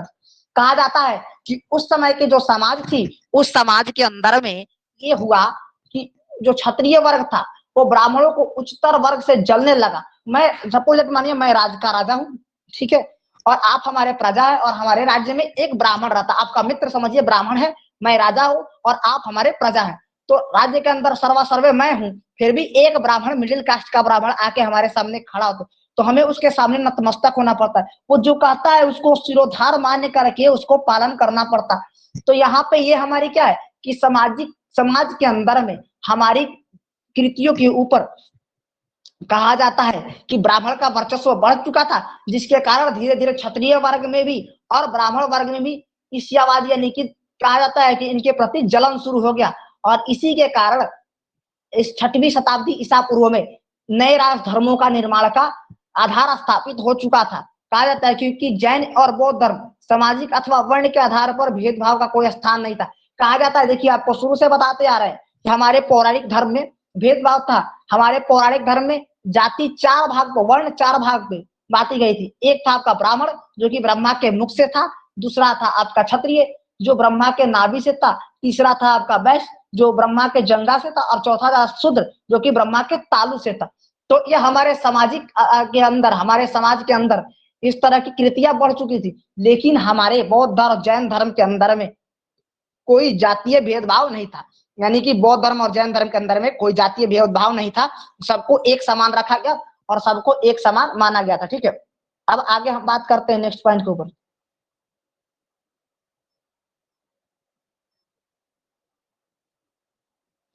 कहा था वर्ग संघर्ष। बौद्ध धर्म के विकास में वर्ग संघर्ष ने भी बहुत महत्वपूर्ण भूमिका निभाई। कहा जाता है कि जब बौद्ध धर्म का विकास शुरू हुआ तो वर्ग संघर्ष जो है कि पूरे वर्ग जातियों ने, ठीक है, इन्होंने बहुत महत्वपूर्ण भूमिका निभाई। समस्त शासकीय नियंत्रण क्षत्रिय वर्ग के हाथ में था, यानी कि जितना भी सत्ता था सब क्षत्रिय राजा के हाथ में था, और जबकि व्यापारिक गतिविधियां अर्थात अर्थव्यवस्था का संचालन वैश्य वर्ग के द्वारा किया जाता था। यानी कि उस समय राज्य की जो अर्थव्यवस्था थी वो व्यापारी के द्वारा किया जाता था। ठीक है, क्योंकि राजा नहीं था, ब्राह्मण अस्त्र नहीं चलाता था, अस्त्र चलाने की विद्या क्षत्रियों को ही दी जाती थी, और अस्त्र क्षत्रियों के द्वारा ही चलाया जाता था। राज्य में राज्य करना क्षत्रियों को ही अनिवार्य था। ब्राह्मण सिर्फ आदेश देगा और क्षत्रिय क्या करेगा, उसका पालन करेगा। ये नियम था हमारे पौराणिक धर्म के अंदर में। लेकिन बौद्ध धर्म के अंदर में इस तरह की कोई नियम नहीं थी, जबकि पूरा साम्राज्य जो जितना भी था सब क्षत्रिय, सब राजाओं के हाथ में था, और वर्ग जो था, जो आर्थिक स्थिति थी राज्य की, वो व्यापारियों के हाथ में थी, क्योंकि व्यापारी एक राज्य से दूसरे राज्य जाएगा, व्यापार करेगा, यहाँ के सामान को वहां बेचेगा, बेच करके जो पैसा लाएगा उससे राज्य में कर भरेगा। दूसरा चीज ये हो जाता है कि अगर राजा है तो अपनी प्रजा की सुरक्षा का दायित्व उसके ऊपर होता है। अपने प्रजा में अगर असंतोष फैला है तो उसको एक सही दिशा देना, प्रजा अगर दूसरी मार्ग पे चल रही है तो उनको सही मार्ग, सतमार्ग पे लाना, प्रजा के अंदर अगर दुश्मनों ने हमला कर दिया तो प्रजा को सुरक्षा देना, ये सारी व्यवस्था इनके अंदर में थी। तो धीरे धीरे बौद्ध और जैन धर्म का विकास इस कारण भी हुआ कि सबसे पहले इस धर्म को वैश्यों के द्वारा माना गया, फिर किसानों के द्वारा लिया गया, और फिर कहा जाता है कि क्षत्रियों के द्वारा भी अपनाया जाने लगा, और समय समय पर तरह तरह के राजाओं ने इन बौद्ध धर्म का, इन धर्मों का संरक्षण दिया। ठीक है, आगे बढ़ते हैं हम नेक्स्ट पॉइंट की तरफ।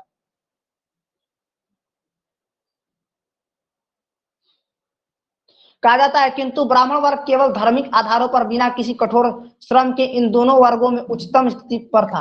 कहा जाता है कि हमारे पौराणिक धर्म को लेकर के ब्राह्मणों ने एक षड्यंत्र रचा था। उसी षड्यंत्र के माध्यम से ब्राह्मण क्या हो गए थे, शीर्ष पर आ गए थे। ब्राह्मण क्या हो गए थे, शीर्ष पर आ गए थे, यानी सबसे ऊपर अपने आप को रख लिया था। कैसे? इन वेदों और पठन पाठन के द्वारा।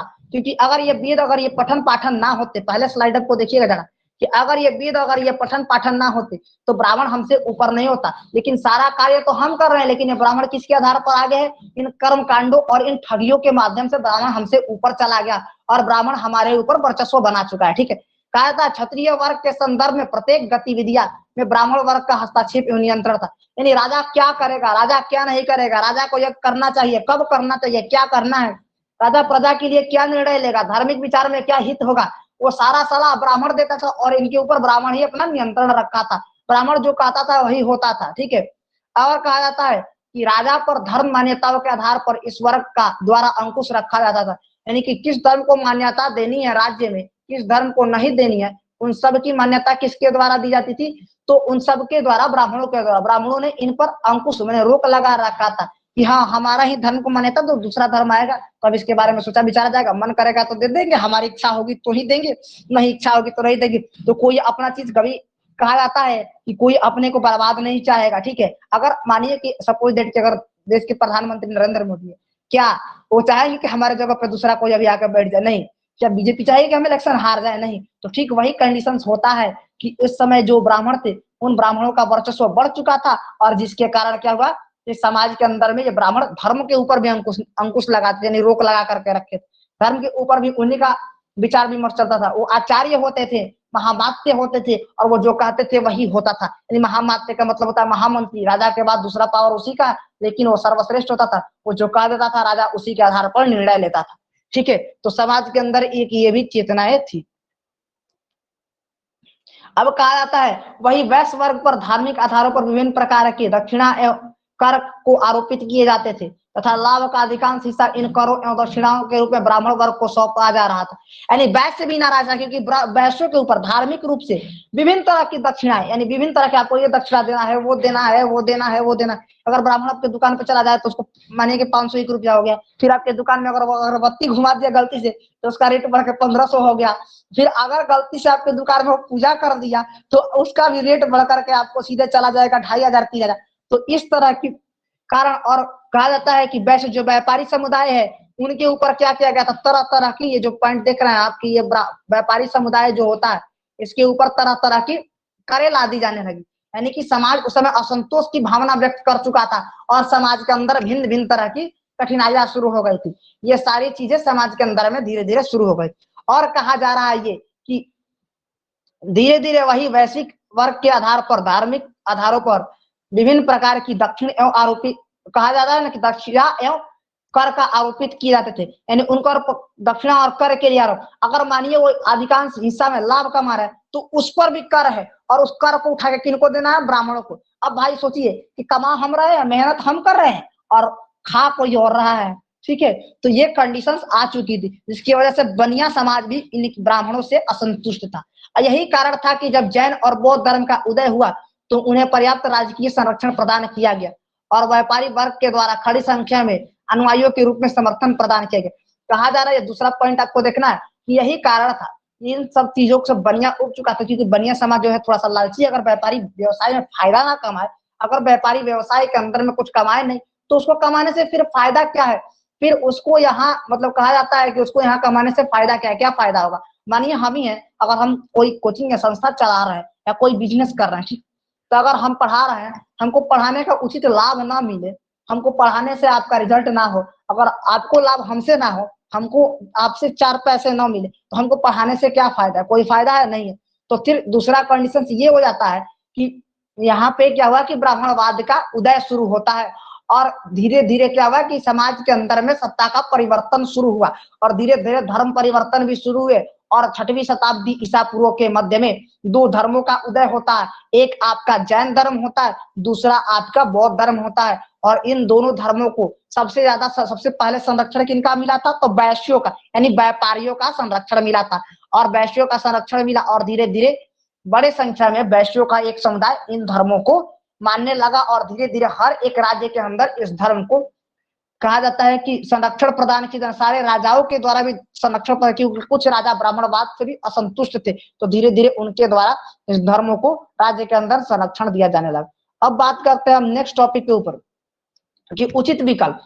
कहा जाता है 6वीं शताब्दी ईसा पूर्व का दौर ऐसा दौर था जबकि आर्थिक क्षेत्र के संबंध में एक संतृप्त अवस्था स्थापित हो चुकी थी। कहा जा रहा है कि उस समय 6वीं शताब्दी ईसा पूर्व के अंदर में एक ये घटना हुई थी कि उस समय राज्य व्यवस्था पुनः सुस्वचालित हो चुका था और उस समय कहा जाता है कि पीछे भी पड़े हैं कि लोग कृषि के क्षेत्र में बहुत आगे थे और लौह का भी उपयोग होने लगा था। यानी कि पहले लोगों के द्वारा जो खेती करने के लिए या जो औजार बनाए जाते, जो हथियार, वो किनके बनते थे, पत्थरों के। इनके लोहा के खोज जाने के बाद धीरे धीरे लोगों ने लोहा से ही सामग्री बनाना शुरू कर दी। लोहे के औजार, लोहे के हथियार, लोहे के कवच, ये सारे चीज धीरे धीरे बनने शुरू हो और धीरे धीरे समाज कृषि के ऊपर बढ़ना शुरू और धीरे धीरे कृषि के अंदर में कृषि की भी बहुत सारी सामग्रियां लोह से तैयार होने लगी। तो ये समाज के अंदर में सबसे बड़ी एक फायदे की चीज। कहा जाता है कि सामाजिक व्यवस्था उस समय धीरे धीरे बढ़ने लगा था और धीरे धीरे समाज के अंदर में क्या होता है कि धीरे धीरे समाज के अंदर में एक व्यवस्था, एक प्रतिक्रिया बढ़ने लगी। इसका प्रमुख कारण कृषि एवं कृषि के द्वारा व्यापारिक गतिविधियों का प्रसार था। यानी कि खेती करना और खेती के द्वारा ही अपने सामान को दूसरे राज्य में ले जाकर के पहुंचा करके बेचना। मानिए कि दूसरा राज्य, उसके यहाँ गेहूं नहीं हुआ, उसके यहाँ चावल नहीं होता है, तो हम अपने राज्य से हम अपने व्यापारियों के द्वारा वहां ले जाएंगे और ले जाकर के हमने उस राज्य के साथ हमारा व्यापारी वहां व्यापार करेगा, वहां के राजा से अच्छा संबंध बना ताकि जब भी जरूरत पड़े तो हम उस राज्य से व्यापार कर सके या उस राज्य के लोग हमारे राज्य में आकर के व्यापार कर सके। इस तरह से क्या होगा कि हमारा राज्य खुशहाल रहेगा और हमारे लोगों को कुछ रोजगार भी मिलेगा और हमारे लोग धीरे धीरे क्या करेंगे, रोजगार भी प्राप्त करेंगे। ठीक है, तो इस तरह की तमाम घटनाएं होने लगी जिसके कारण कहा जाता है कि समाज के अंदर एक बहुत बड़ा बदलाव हुआ। अब देखिए नेक्स्ट पॉइंट ये निकल करके आता है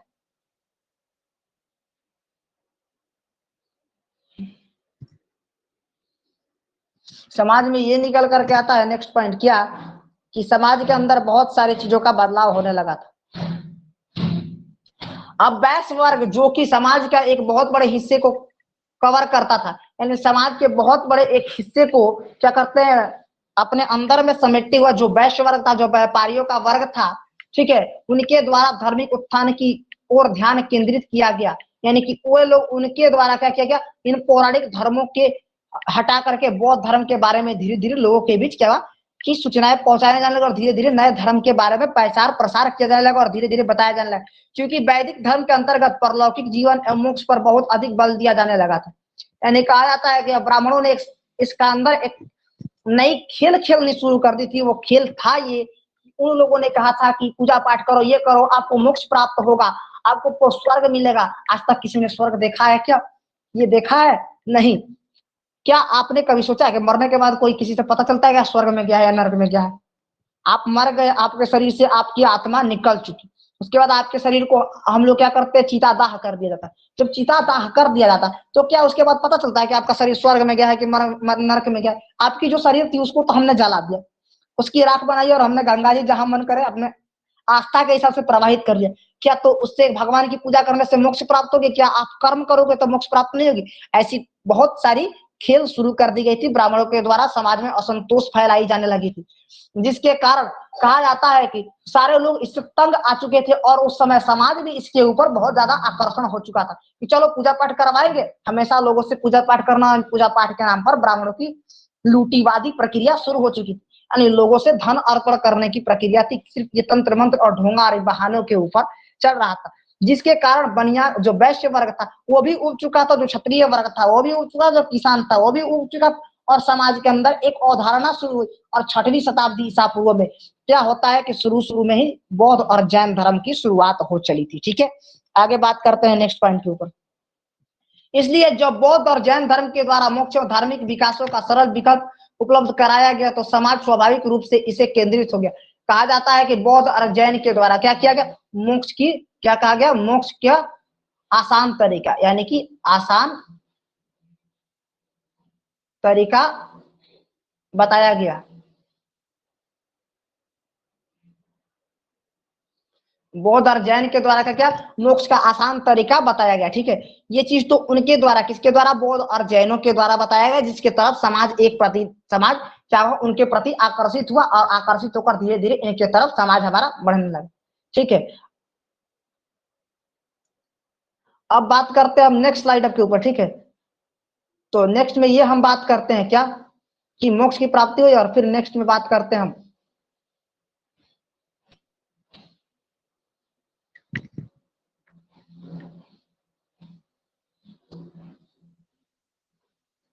कहा था बौद्ध धर्म शिक्षा और शिक्षाएं की मान्यता है।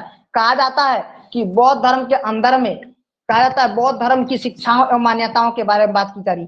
तो बौद्ध धर्म की शिक्षा क्या आप आसान है, बहुत आसान शिक्षाएं थी। इसके अंदर आप कहा जाता है कि गृहस्थ जीवन, यानी कि घर का जीवन जी करके भी, यानी कि गृहस्थ जीवन,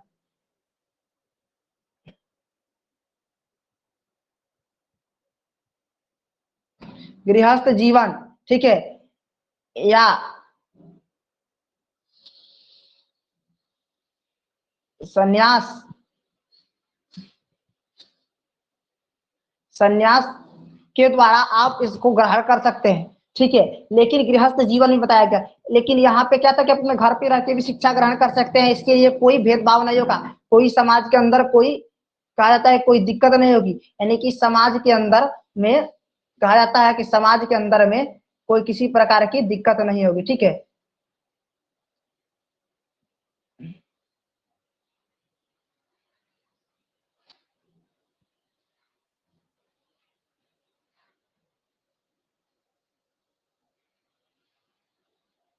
समाज के अंदर सबको, आगे देखिएगा नेक्स्ट पॉइंट ये कि सबको, और फिर यहां से जाइए, यहाँ समाज के अंदर सबको ज्ञान प्राप्त करने का अधिकार था, यानी कि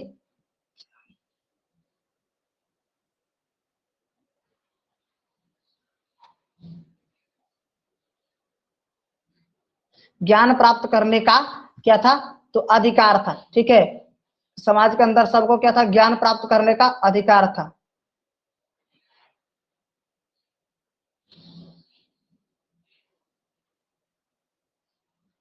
समाज के अंदर सबको ज्ञान प्राप्त करने का अधिकार था, ठीक है। तो समाज के अंदर धीरे धीरे लोगों ने सारे ज्ञान को प्राप्त किया और धीरे धीरे सारे समाज के लोगों के द्वारा ज्ञान प्राप्त करने का अधिकार था, ठीक है।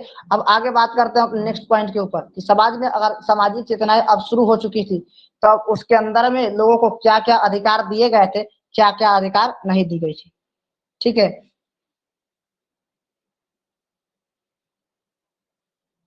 कहता है चार आर्य सत्य हैं, ठीक है।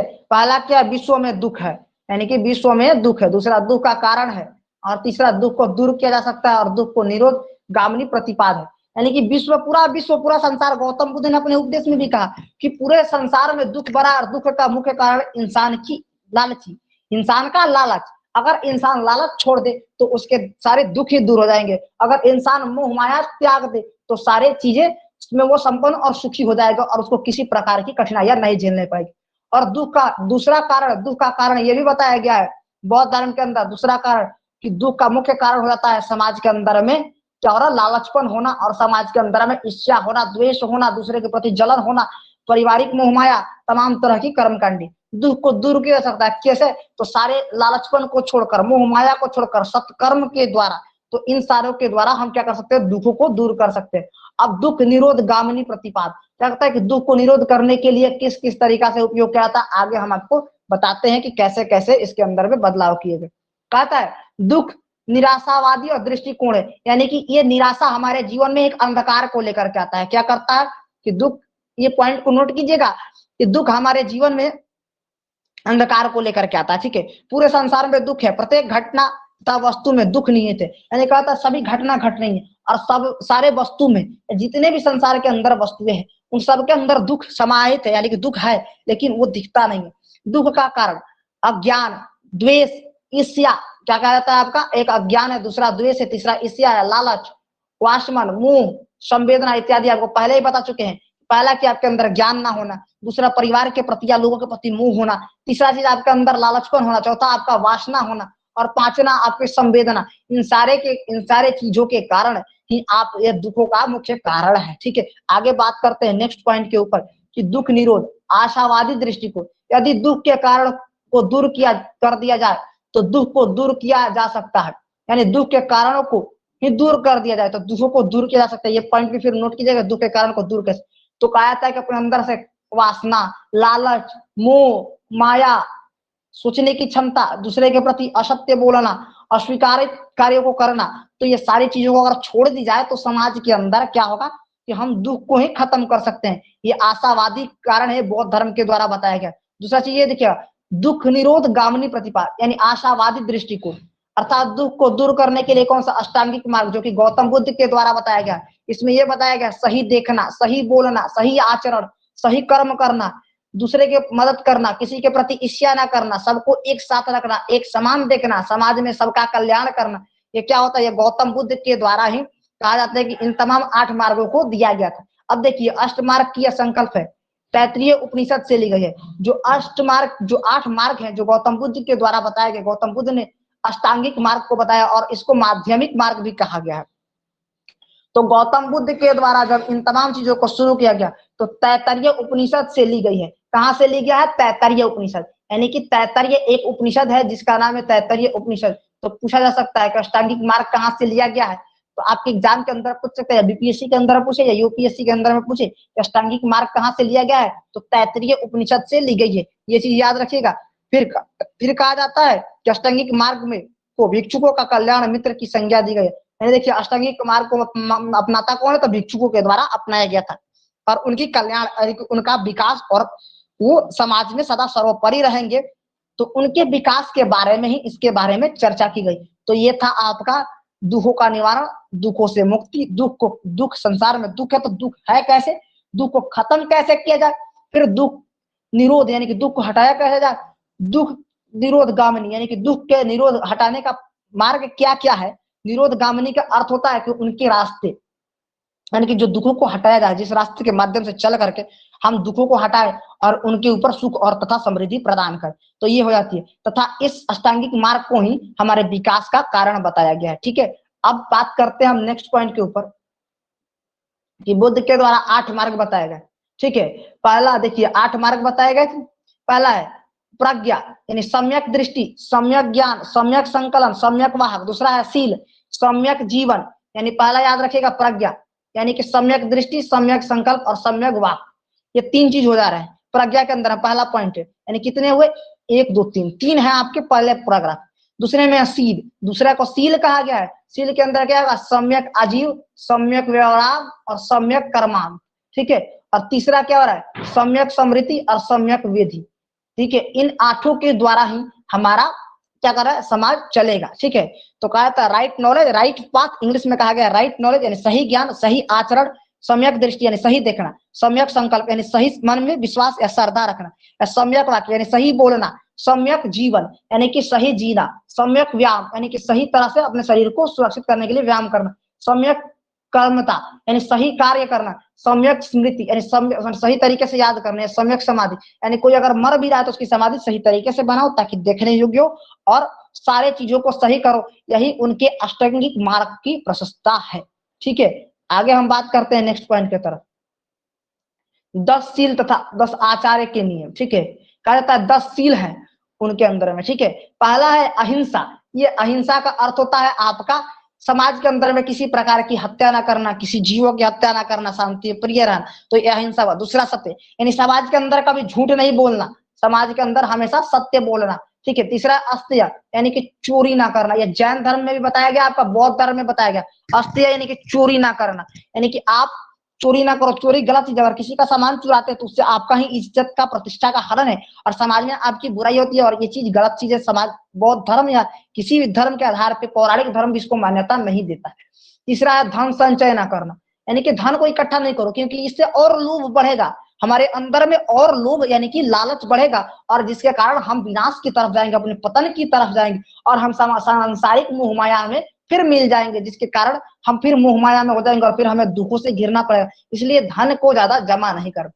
तीसरा चीज क्या, व्यभिचारिक ना करना, किसी के साथ ज्यादा, कहा जाता है कि डोल मटोल ना करे, किसी के साथ ज्यादा मेल मिलाप सही नहीं होता है। व्यभिचारिक यानी किसी के साथ झगड़ा रगड़ा नहीं करना है। ये सारी चीजों को व्यभिचारिक न करने का मार्ग बताया गया। ठीक है। छठा है असमय भोजन ना करना यानी कि समय समय पर ही भोजन लेना है, भोजन असमय पर नहीं करना है। जो भोजन की समय बनाया है उसी समय पर लेना। सुखद बिस्तर पर ना सोना यानी कि जो मखमल सा बिस्तर है, ये छठा पोस्ता। और सातवां ये है कि जो मखमल सा बिस्तर था, इस बिस्तर के ऊपर आपको नहीं सोना है। यानी आपको ऐसा अपने शरीर को रखना है ताकि आप, कहा जाता है कि अब ये नहीं कि जाके मखमल के बिस्तर पर ना तो काटा पे सो गए, ऐसा कुछ नहीं है।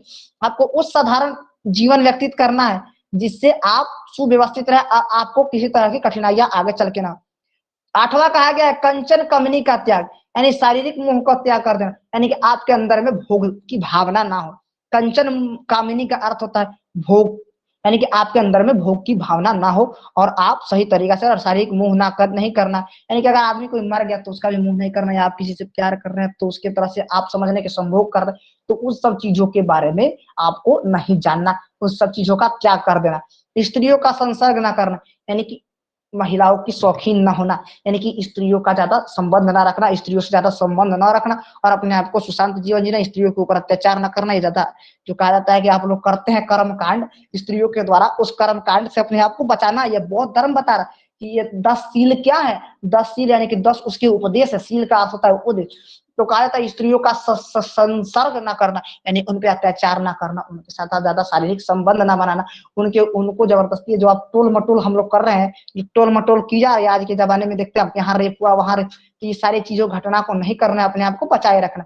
और 10वां है मद्य का सेवा न करना यानी कि मद्य यानी कि मदिरा यानी शराब का सेवा ना करना। ठीक है। मद्य का सेवा ना करना यानी शराब की सेवा ना करना तथा समाज के अंदर तमाम तरह के अच्छी अच्छी चेतनाओं के बारे में जानकारी लेना और उनके बारे में समाज को बताना। ठीक है।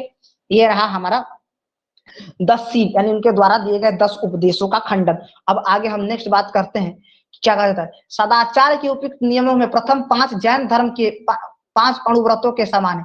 यानी जो कहा जाता है सदाचार के जो नियम है जो डेली अपनाने उसमें 5 है। तो पार्श्वनाथ के द्वारा अस्त्य न, चोरी ना करना, धन संग्रह ना करना, झूठ नहीं बोलना, हिंसा ना करना। ठीक है। ब्रह्मचर्य जीवन, ये जो 5 है ये किनके हैं, जैन धर्म के अणुव्रतों हैं। यानी जैन धर्म का 5 अणुव्रत था, गृह अनुव्रत, असवयव अनुव्रत, ये सारे अनुव्रत जो कि आपको जैन धर्म में हम पढ़ाएंगे तो उस समय जब हम बताएंगे। लेकिन ये जैन धर्म के अंदर जो 5 अणुव्रत है उसमें भी उसके 5 अणुव्रत भी बौद्ध धर्म से मिलते जुलते होते। ठीक है। तथा बौद्ध के अनुसार 5 नियमों का पालन गृहस्थी और भिक्षु को दोनों का अनिवार्य है। यानी कि तथा बौद्ध धर्म के अनुसार जो ये 5 नियम है, इनको गृहस्थ जो गृह का जीवन व्यतीत करे, जो घर पे रह करके भी बौद्ध धर्म को मानते हैं, या जो अपने आप को संन्यास लेकर एक भिक्षुक का रूप भी धारण कर चुके, उन दोनों को ये 5 नियम मानने एकदम अनिवार्य है, एकदम मानना ही मानना है। ठीक है, आगे हम बात करते हैं नेक्स्ट पॉइंट के ऊपर। अंतिम 5 नियमों का पालन केवल भिक्षुकों के लिए है, लेकिन अंत के जो 5 नियम है वो केवल किन के लिए है?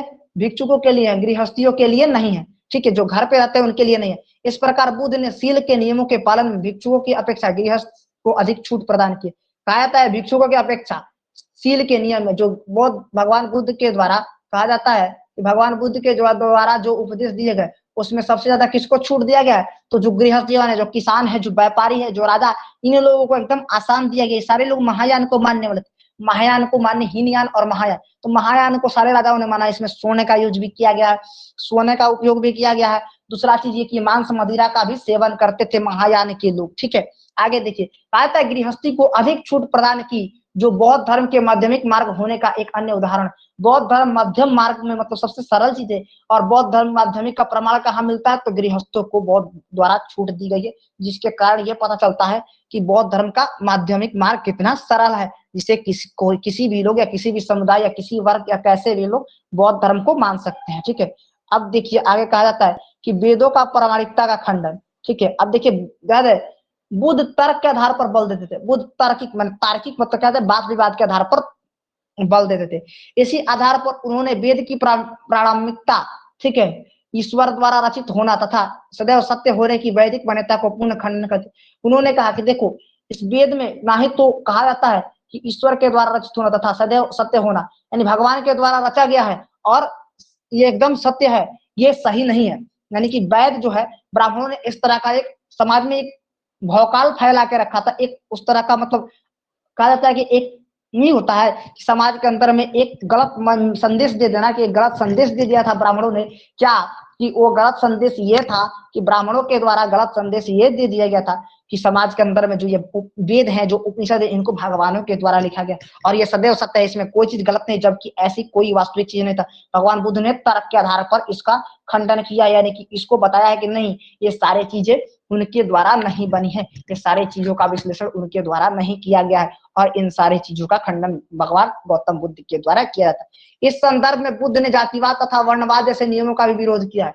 बुद्ध ने कहा कि ये जाति और ये वर्णवाद किनके द्वारा? तो ये मनुस्मृति के अंदर में आती है। जो मनु के द्वारा जो मनुस्मृति लिखी गई वो किसका पीछे? बोधायन का पीछे। आपसे पूछेगा कि मनुस्मृति किसका पीछे? बोधायन, जो कि आईएएस की एग्जाम में हमेशा पूछता है, एकदम ये आएगा, कहा जाता है कि ये आएगा ही आएगा, एकदम गारंटी है कि आएगा। और बोधायन ने क्या कहा था? करकटा क्षेत्र कहा था। किसको? मगध भी उस समय करकटा क्षेत्र के अंदर ही पड़ता। तो कहा जाता है ये समाज के अंदर तमाम तरह की गतिविधियां हैं जो कि किसके द्वारा? भगवान बुद्ध ने क्या किया? जातिवाद और वर्णवाद को खंडन कर दिया, क्योंकि कहा कि इस तरह की कोई चीजें नहीं होती है। संसार में 2 ही जाति बना है, एक स्त्री और एक पुरुष। लेकिन इन ब्राह्मणों के द्वारा तरह तरह के समाज के अंदर नए नए धर्म बनाने लगे और नए नए खेल शुरू कर दी गई। ठीक है, तो ये हो जाती है गौतम बुद्ध के द्वारा तार्किक पर आधारित बल देते हुए, मतलब कि धर्मों और उपनिषदों का खंडन करना, और कैसे नए किस तरह से उनका वास्तविक जो चीज है वो प्रजा के बीच, उस लोगों के बीच में गौतम बुद्ध जाकर के रखते हैं, किस तरह से रख रहे हैं समाज के अंदर में, ये आपके सामने ये जानकारी निकल के आ रही है। ठीक है, अब ठीक है, तो अब हम बात करते हैं गौतम बुद्ध के द्वारा ही इन सारे चीजों को कहा जाता है कि अपनाया गया और धीरे धीरे क्या हुआ कि समाज के अंदर में परिवर्तन शुरू हुई। अब बात करते हैं हम नेक्स्ट पॉइंट के ऊपर। क्या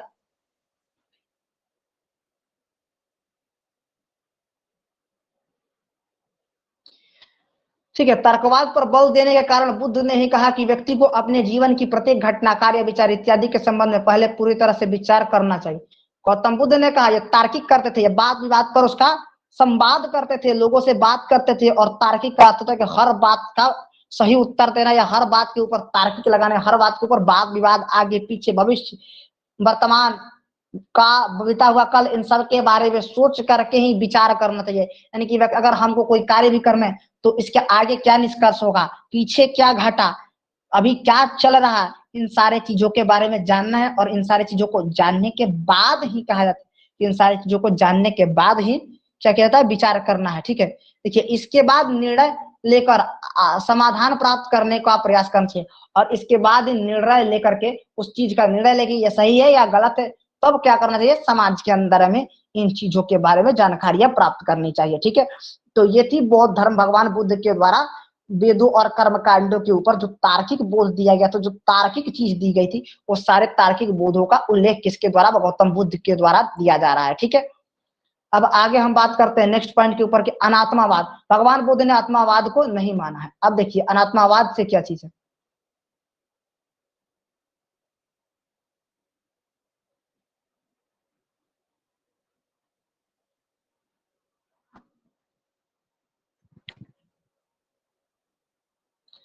बुद्ध ने आत्मा के संबंध में कुछ नहीं कहा, बुद्ध ने आत्मा के संबंध में कुछ नहीं कहा। बुद्ध ने ये तो कहा कि आत्मा, और ये तो कहा कि आत्मा है, और ना ही कहा कि आत्मा नहीं है। गौतम बुद्ध ने आत्मा के संबंध में कुछ नहीं कहा। उन्होंने ये भी नहीं कहा, गौतम बुद्ध के द्वारा ये भी नहीं कहा कि ना ही तो आत्मा है और ना ही तो आत्मा नहीं है। उन्होंने इन सारी चीजों के बारे में कुछ नहीं बोला। ठीक है, इस संदर्भ में बुद्ध ने माध्यम मार्ग को अपनाया। इस संदर्भ के रूप में गौतम बुद्ध ने किनको अपनाया, माध्यम मार्ग को, यानी जो बीच का मार्ग है उनको अपनाया। ठीक है, उन्होंने जो 10 सील दिए थे, बौद्ध धर्म के अंदर में 10 सील है, यानी कि 10 जो उपदेश हैं, जिसमें से 5 जैन और व्रतों को मानते हैं और 5 जो है वो बौद्ध के हैं। तो इन 10 को जो 10 सील है, जो जैन बुद्ध का एक ही समकालीन कहा गया है, तो इसी के कारण से गौतम बुद्ध ने माध्यमिक मार्ग को चुना है, बाकी के मार्गों को अपने द्वारा निष्पादन कर दिया। आगे बढ़ते हैं हम नेक्स्ट पॉइंट की तरफ। क्योंकि यदि बुद्ध कहते हैं कि आत्मा नहीं है, तो संभव व्यक्ति अपने शरीर से अधिक प्रेम करने लग जाता है। यानी गौतम बुद्ध ने कहा कि अगर आत्मा नहीं है तो व्यक्ति अपने शरीर से अधिक प्रेम करने लग जाता है कि ओ आत्मा नहीं है तब हमारा शरीर सबसे अच्छा ही है, ऐसे है वैसे है, इस तरह की। यदि बुद्ध कहते हैं आत्मा है, तो यह संभावना है कि व्यक्ति मृत्यु के बाद भी अपने अस्तित्व को स्वीकार करते हुए बंधनों में जकड़ सकता है। यानी गौतम बुद्ध अगर ये भी कह देते हैं, उन्होंने ना तो आत्मा के बारे में कहा कि है और ना ही नहीं है, क्यों कहा, तो उसका तर्क आपके सामने। क्योंकि बुद्ध ने कहा अगर आत्मा है, अगर आत्मा नहीं तो व्यक्ति वार नहीं, हम लोग अपने शरीर से बहुत प्यार करते हैं, वो मेरा शरीर ऐसे है वैसे है, अगर इसमें थोड़ा सा खरोच आ गया, वो कहीं गलती से इधर उधर कट गया तो हम मर जाएंगे, हमारी जीवन लीला ही समाप्त हो जाएगी।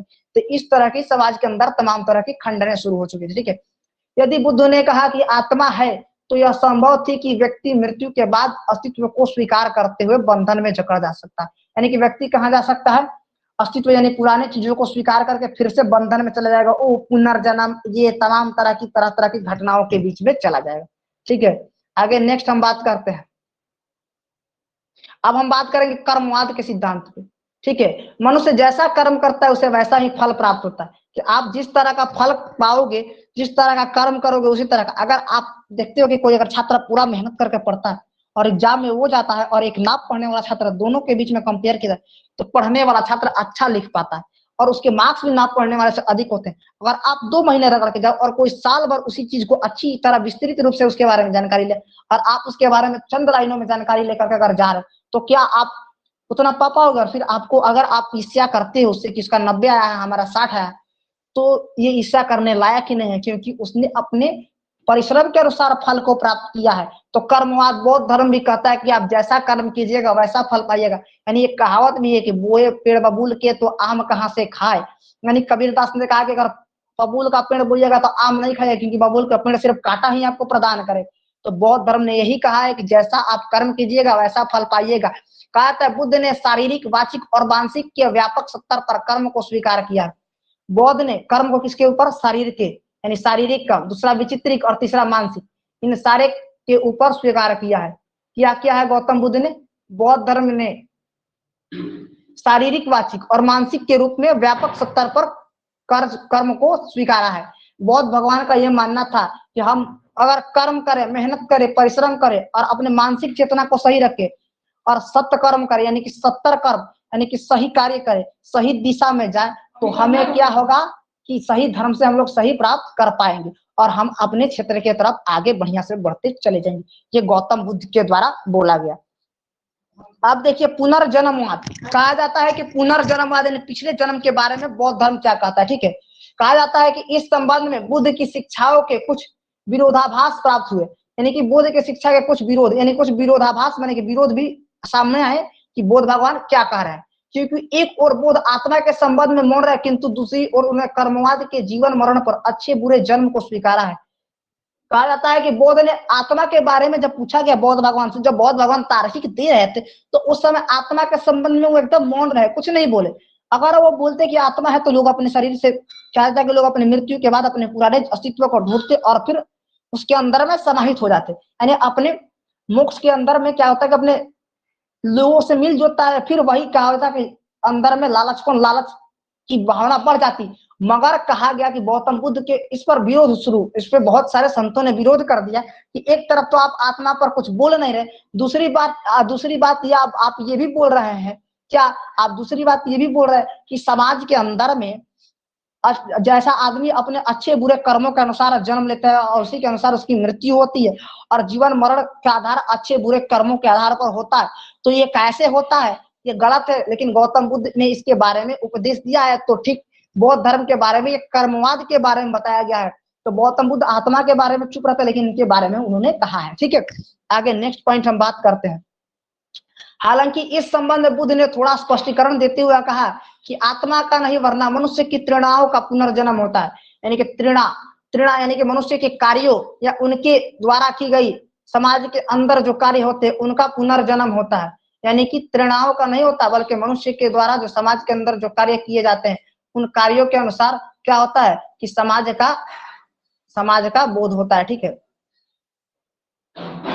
है, तो ये चीजें किसके द्वारा बताई गई है, गौतम बुद्ध के द्वारा। ठीक है, अब देखिए एक चीज और बताया जाता है, जब व्यक्ति तृणा से पूर्णतः मुक्त हो जाता है तो वह स्वतः ही जीवन मरण के चक्र से मुक्त हो जाता है। जब आदमी तृणा यानी कि कष्ट, यानी कि तृणा, ठीक है, तृष्णा यानी कि पुराने चीजों और हर एक चीजों से जब मुक्त होने लगता है तो जीवन मरण के चक्र से भी वो मुक्त हो जाता है। न उसको जीवन समझ में आता है, यानी कि वो एकदम इन सारे समान के चीजों से, इन सारे सामाजिक चीजों से बंधन मुक्त हो जाता है, अपने आप को बंधन मुक्त कर लेता है। और यही समाज के अंदर में एक सबसे बड़ी कहानी निकल करके आती है। ठीक है, अब हम बात करेंगे नेक्स्ट पॉइंट के ऊपर, ये कार्यकरण का संबंध। अब बौद्ध धर्म के अंदर में कार्यकरण, महात्मा बुद्ध ने संसार के प्रत्येक वस्तु और घटना के पीछे के कारण का विद्यमान स्वीकारते थे। कहते थे कि संसार के अंदर में जो भी घटना घटा या जो भी कार्य हुए या जो अच्छा हुआ, जो सदकर्म हुआ, जो दुष्कर्म हुआ, उन सब के पीछे कुछ ना कुछ तर्क था। ये गौतम बुद्ध के द्वारा बताया जाता है कि संसार के अंदर जो भी घटनाएं घटी, जो भी कार्य हुए, उन सब के पीछे कुछ ना कुछ तर्क था, यानी समाज के अंदर में कुछ ना कुछ दिक्कतें थी और उनके पीछे कुछ ना कुछ कारण थे जिसकी वजह से समाज में घटनाएं घटी। दूसरा चीज ये हो रहा है, दूसरी घटना ये हो रही है कि उनके अनुसार प्रत्येक विचार अथवा स्थिति से मुक्ति प्राप्त करने से पहले उनके पीछे निहित कारणों को पहचानने का प्रयास करना चाहिए। यानी कहा जाता है कि उनके अंदर में, कहा जाता है उनके अनुसार प्रत्येक विचार अथवा स्थिति के मुक्ति प्राप्त करने से पहले उनके पीछे निहित कारणों को पहचानने का प्रयास करना चाहिए। कहा जाता है कि जब समाज के अंदर में कठिनाइयां और तमाम तरह की चीजें चल रही थी, ठीक है, तो कहा था उनके पीछे निहित कारणों को पहचानने का प्रयास करना चाहिए। उनके पीछे कारण क्या है, मुख्य कारण, निहित का अर्थ होता है मुख्य कारण, तो मुख्य कारण क्या है, उन सब के बारे में जानना, तभी उस व्यवस्था से मुक्ति पाई जा सकती है, यानी तभी उस कार्य और उसके बारे में सही तरीका से जान पाएंगे और उससे मुक्ति की प्राप्ति, उससे आप निकल सकते हैं, अन्यथा आप उसी दुविधा में पूरी तरह से फंसे रहेंगे। ठीक है, तो ये थी गौतम बुद्ध की एक और उपदेश जो कि कर्मवाद और तमाम सिद्धांतों के ऊपर। प्रस्तुत बौद्ध के द्वारा धर्म का कार्यकरण संबंध का सिद्धांत ही अन्य धर्मों से पृथक था, यानी कि बौद्ध का जो कार्यकरण संबंध है जिसके बारे में वो चर्चा करते या बताते हैं वो अन्य धर्मों से बहुत अलग था, क्योंकि वो हर चीज तर्कवाद पे लेते थे और दूसरी चीज वो सारे के पीछे कुछ न कुछ अलग अलग रहस्यों को ही बताए, इसलिए सारे धर्मों से उनका पहला कर्म कारण संबंध क्या था, अलग था। इसके अलावा बुद्ध ने कहा कि चूंकि प्रत्येक घटना किसी कारण से होती है, यह नियम पूरे संसार प्रत्येक समय लागू होता है, इसलिए ईश्वर अथवा इस सर्वोच्च सत्ता का आवश्यकता नहीं होती। यानी कहा जाता है कि हर घटना अपने वैदिक काल पे घटती है, अपने वैदिक समय पर घटती है, जिससे ईश्वर का कोई तर्क नहीं होता है, ईश्वर का कोई तर्क नहीं होता है। जिससे ये कहा जाता है कि ईश्वर और किसी सत्ता की आवश्यकता नहीं है और हर समस्या का समाधान है और हर चीज अपने समय पर घटता है। ठीक है, तो ये चीजें हमारे अंदर में होती हैं। और अब हम नेक्स्ट पॉइंट पे बात करते हैं। इससे यह स्पष्ट होता है कि बुद्ध ने ईश्वर के अस्तित्व को स्वीकार नहीं करते, यानी इससे यही स्पष्ट होता है कि भगवान बुद्ध ने ईश्वर के अस्तित्व को नहीं स्वीकारा है। क्यों नहीं स्वीकारा? उन्होंने कहा कि समय पर घटना घटती है, बन ही ऐसी है कि समय पर वो घटना घटेगी और ठीक इसीलिए इसमें कोई ईश्वर या कोई सत्ता यानी कि कोई साम्राज्य की जरूरत नहीं है। इस संबंध में महात्मा बुद्ध का कहना था कि मनुष्य को अपने दुख से मुक्ति पाने अथवा मोक्ष प्राप्ति के लिए ईश्वर की आवश्यकता नहीं है। यानी कि गौतम बुद्ध ने कहा कि अगर लोगों को अपने दुखों से पार पाना है या अपने कर्मों के अनुसार मोक्ष की प्राप्ति करनी, तो अपने मोक्ष को प्राप्त करना है तो लोगों को क्या करना चाहिए, लोगों के अंदर सद्भावना होनी चाहिए। किस चीज की सद्भावना, तो लोगों के अंदर ये सद्भावना होनी चाहिए कि लोग क्या करें, मोक्ष की प्राप्ति के लिए सत्कर्म करे, दुष्कर्म ना करे, सही मार्ग पर चले, माध्यमिक मार्ग को अपनाए, अष्टांगिका बौद्ध के द्वारा दिए गए 8 उपदेशों को मान और उसी मार्ग पर चले। ठीक है, मनुष्य को अपने ही प्रयासता से मुक्ति प्राप्त कर सकता है, मनुष्य अपने ही प्रयास से मुक्ति प्राप्त कर सकता है। आप सत्कर्म करो, सही करो, कभी किसी के प्रति गलत ना करो, कभी किसी के प्रति घात ना करो, कभी किसी के प्रति गलत चीजों का आवाहन ना करो, तो ये सारी चीजों को लेकर के आप हमेशा अपने जीवन में आगे निकलोगे, आपको किसी तरह की कोई कठिनाइयां नहीं होगी और आप मोक्ष प्राप्त कर सकते हो। ये गौतम बुद्ध के द्वारा अपने वाक्यांश में वर्णन किया गया है। ठीक है, तो आगे हम बात करते हैं फिर नेक्स्ट पॉइंट के ऊपर, प्रस्तित मुक्तवाद यानी प्रस्तित्य संपुटवाद के बारे में हम बात करते हैं। वास्तु प्रतीत संपुटवाद की कार्य कारण संभव अर्थात कर्मकांड को परिलित करता है। कहा जाता है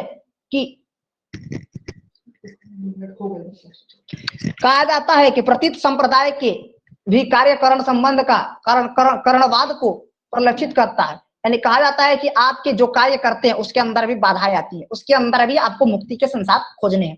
तो कहा जाता है कि प्रतीत संपुटवाद की कार्यकरण संबंध अथवा कारणवाद को प्रलक्षित करता है। यानी कहा जाता है कि आप किसी भी संसारिक घटना के अंदर घटना जो घट रही है उसका सबसे बड़ा साक्ष्य प्रमाण ये निकल करके आता है कि समाज के अंदर भी विभिन्न तरीका से विभिन्न तरह की कठिनाइयां हैं जिनको दूर की जाए और समाज धीरे धीरे प्रगति के पथ पर आगे बढ़े और धीरे धीरे समाज के अंदर में सही चेतना जागे और समाज के लोग सही चीज पर बढ़े। अगर समाज में अपने आप को मोक्ष प्राप्त करना तो आप अपने सत्कर्मों के द्वारा, सत्कार्य के द्वारा, अपने तमाम चीजों के द्वारा आप सारे कार्यों को कर सकते हैं। ठीक है, प्रतीत का शाब्दिक अर्थ यह है कि जिसके अर्थ संमुक्तवाद का अर्थ यह होता है।